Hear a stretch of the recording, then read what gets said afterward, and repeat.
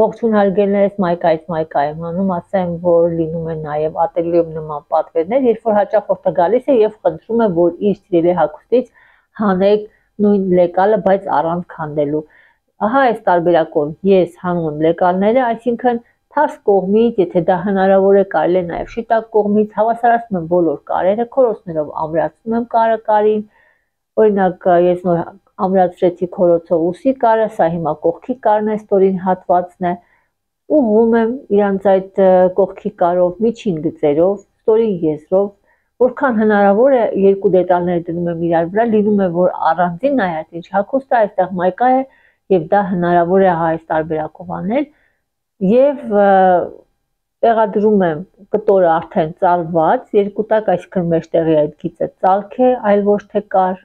լուսավորեցի, որ տեսնեք, ուղղում եմ նաև թևի այս հատվածը պրոյմա, որ գեղեցիկ կորը կառուցեմ։ Մայկայից տպած գծերը հիմա ես կստուգեմ իմ բազային գծագրով, եթե ուշադրություն դարձնեք, համարյա բոլոր գծերը համապատասխանում են, այդպիսի լավ գծագիր է ստացվել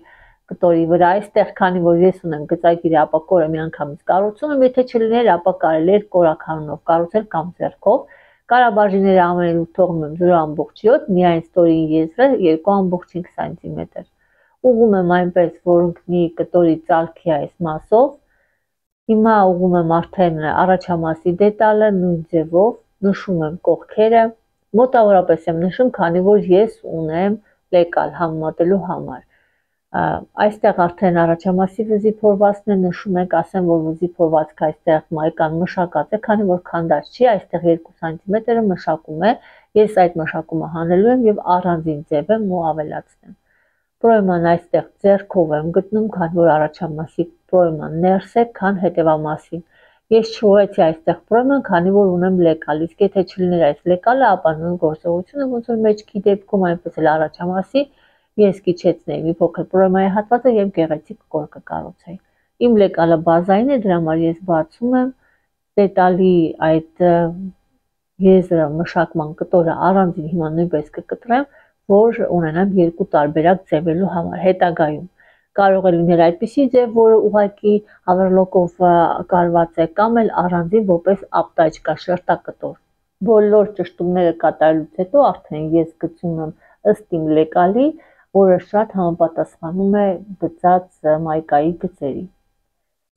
Այդ շերտակտորը հիմա ես կտրում եմ։ Տեսանյութի մեջ ցույց կտամ, թե ինչպես եմ օգտագործելու այս դետալը մեջքի այս դետալի հետ։ Քանի որ մենք արդեն ունենք մեջքի դետալը ձևած կարաբաժիններով, ես խորհուրդ կտամ միշտ պրոյմայի եւ վզի փորվածքների կոր հատվածները այսպես իրար հետ գծեք, որպեսզի ունենա սապրիժենիա, այսինքն գիծը լինի շարունակական։ Դրա համար ընդհանրապես հարկավոր է արջևի եւ մեջքի դետալները ուսի գծով դնել իրար վրա կամ իրար կից։ Կարաբաժինները ամբողջությամբ նույնն է, այստեղ նույնպես ստորին հատվածին տվեցի 2.5, ինչպես մեջքի դետալին, կողքի կարերին եւ մնացած բոլոր եզրերին 0.7, դա ավերլոկի լայնությունն է։ Նորից ստուգում եմ կողքի կարերը, նրանք պետք է համապատասխանեն, ուսի կարերը նույնպես պետք է համապատասխանեն, ընդհանուր նայում եմ ձևացքին, եթե ամեն ինչ նորմալ է, ապա շարունակում աշխատանքս։ Մինչ աշխատանքից անցնելը ես ուզում եմ ձեզ ցույց տալ, ահա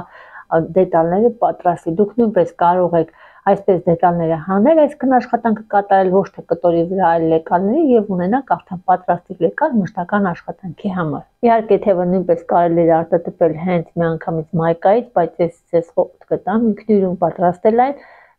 Կտորը ծալում եք այսպես երկու հավասար մասի, նշում եք միջին գիծը, նշում եք ակատի բարձրությունը ստանդարտ 15 սմ, կարող եք մինչև 18 սմ, նշում եք հորիզոնական գիծ, այստեղ տեղադրում եք բազուկի լայնության չափը, հիշեք, որ երկու տակ է կտորը, գծում եմ գիծ, բաժանում եմ այն 3 հավասար մասերի եւ գծում ահա այսպիսի կոր, որտեղ այս կորի բարձրությունը 3 սանտիմետր է։ Իհարկե այդ գիծը ես հետո ճշգրտումներ կկատարեմ, ուղղակի հիմա նկարում եմ ուղղակի այդպես աչքաչափով եւ նշում եմ գագաթը, սա գագաթն է։ Այստեղ ես մի փոքր բարձրացնում եմ մեջքի հատվածը, ստացվում է մեջքի կորը 1 սանտիմետր է իջեցված, առջևի կորը 1.5 սանտիմետր։ Այստեղ կորը մի փոքր մեղմացնում եմ, որտեղ աչքաչափով հիմա տեսնում եմ, որ շատ կլորավուն է այդ հատվածում, պատկերացրեք թևի վրա այն ավելնորդ այդպիսի կտոր է լինելու, որ այն չլինի ուղղակի շատ կոր է։ Այստեղ ես նշեցի մինչև արմունկ հատվածը, իրականում նշեցի թևի տակից, բայց դուք կարող եք ուսահոդից չափել ցանկացած երկարություն եւ տեղադրել միջին գծի։ Թևքի ստորին հատվածի լայնությունը նույնպես ըստ ձեր ցանկության է, որքան ուզում եք որ լայն լինի, կարաբաժինը ես թողեցի 2.5 սանտիմետր, որ ծալվի, կարվի,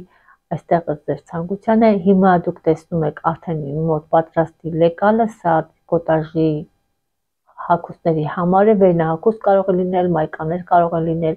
Ես հիմա մինչև արմունկ ծալեցի, որ համեմատեմ մոտավորապես թե ինչ եմ ստացել։ Այստեղ թևը գծագրված է ինքնին հեշտ տարբերակով, այսինքն բավականին ինչ-որ աշխատանքներ կատարած չի, մոտավորապես այս տարբերակով էլ թևը գծագրված էր, դրա համար իրանք իրար նման են լինում։ Ես արդեն այստեղ ավելի մքացրեցի, սա արդեն այդ եզրի գիծն է լինելու, որը համապատասխանում է իմ այս լեկալին։ Աչքաչափով ստացել եմ համարյա նույն լեկալը։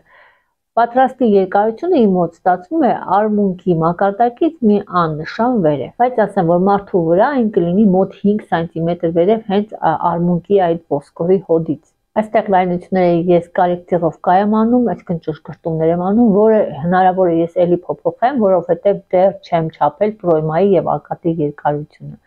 Կողքի այս կարը ես թևի չկտրեցի, թե ուշադրություն դարձրեցի, ուղղակի կտրում եմ վերևի պրոյման, թողնելով 7 մմ, ծալում եմ ներքևի կարաբաժինը, արդեն նոր կտրում եմ կարաբաժնի հետ միասին, որպեսզի հետագայում ստանամ այսպիսի անկյուն։ Ծալել կարելուց հետո մենք գեղեցիկ եզր կստանանք։ Առաջամասի դետալի համար մի փոքր խորացնում եմ այս փորվածքը, որ համապատասխանի իմ գծագրի պրոյմայի կորի հետ։ Կարևոր մաս է, որպեսզի մենք նշենք ակատի ամենաբարձր գագաթը, դա ուսի միացման կետն է։ Կարող ենք ահա այս տարբերակով երկրորդ դետալը ձևենք, կարող ենք դետալները, կտորները իրար վրա դնենք։ Ես հավասարացնում եմ, ստուգում եմ, շրջվածքներ եմ տալիս, նշումներ եմ կատարում։ Հիմա ամենակարևոր պահն է, քանի որ տրիկոտաժը պետք է դետալները իրար վրա առանց նստացնելու նստեն իրար վրա, այսինքն կարի, եզրը եզրին ավելի ճիշտ։ Առաջամասի պրոյմայի գիծը հավասարացրեցի թևքի առաջամասի պրոյմայի գծին, հետ մեջքի մասը, մեջքի հատվածի այդ թևքի կոր գծին։ Այստեղ մի փոքր ավել է ստացվել, ես նայում եմ ընդհանուր լայնությունը, եթե թույլ է տալիս բազուկի շրջագիծը, ապա կարելի է հանել այդ ավելորդը, չնստացնել։ Եթե տեսնում եք, որ բազուկի հատվածում դուք նեղ եք ստանալու, ապա լավ կլինի մի փոքր այլ տարբերակ ընտրեք, այսինքն մի փոքր այնպես նեղացնեք, որ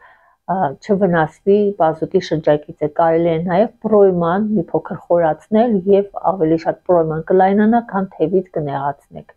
Ես էլի ներքևի ստորին հատվածը կտրեցի ծալված վիճակում, որ էլի խնդիրներ չառաջանան, երբ որ ես կարեմ այն արդեն։ Եվս մեկ անգամ չափում եմ մայկայի թևի փորվածքը թևի կոր գծի հետ, մեջքի մասով եւ արջևի թևի փորվածքը թևի կոր գծի արջևի մասով։